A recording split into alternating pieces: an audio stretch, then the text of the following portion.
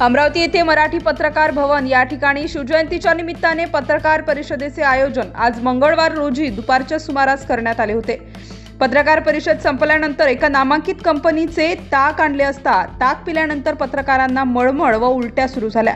त्या ताकाच्या बॉटलवर 6 महिन्यांपूर्वीची मुदत संपलेली असताना देखील दुकानदाराने ताकाच्या बॉटलची विक्री केली आहे। विषबाधा झालेल्या पत्रकारांना तातडीने जिल्हा सामान्य रुग्णालय या ठिकाणी उपचाराकरिता दाखल करण्यात आले आहे। मुदत संपून सुद्धा अशा प्रकारे काही वस्तू हे आजही मार्केटमध्ये विक्रीला आहे। त्यामुळे नागरिकांच्या आरोग्याची खेळ खेळला जात असल्याचा आरोप अमरावतीकरांनी केला आहे। आम्ही पत्रकार परिषदेला गेलो होतो मराठी पत्रकार भवनमध्ये। 1:30 वाजता पत्रकार परिषद होती। तिथं आम्हाला लस्सी आणि हल्दीरामचं मसाला ताक देण्यात आलं। ते ताक पिल्यामुळे आमची तब्येत खराब झाली, उलटी मळमळ करायला लागला, डोकं दुखायला लागलं। ते ताक एक्सपायरी झालेलं होतं, त्यामुळे आमची तब्येत खराब झाली। सर्व पत्रकारांनी ते पिलेलं आहे, पण आम्ही जास्त पिलो त्यामुळे आमची तब्येत खराब झाली आहे। माझं नाव भूषण चंद्रकांत खेडकर।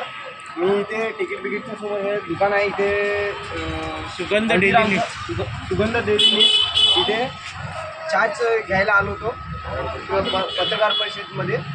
तर याच्यावर एका ताईचं लक्ष गेलं, याच्यावर जे डेट ऑफ एक्सपायरी डेट आणि मॅन्युफॅक्चरिंग डेट आहे 3 मार्च 2024 मॅन्युफॅक्चरिंग डेट आहे, एक्सपायरी डेट आहे 21 ऑगस्ट 2024। ऑक्टोबर, नोव्हेंबर, डिसेंबर, जानेवारी, फेब्रुवारी, मार्च एक्सपायर होऊन सुद्धा 8 महिने 7 महिने झालेला आहे। आणि त्यानंतरही त्या दुकानदारांनी आमच्या मित्राकडनं 15 रुपयाचं 20 रुपयात विकलं आणि अजूनही त्यांनी ते स्टॉक तिथे ठेवलेलं होतं, अजून विकतच आहे।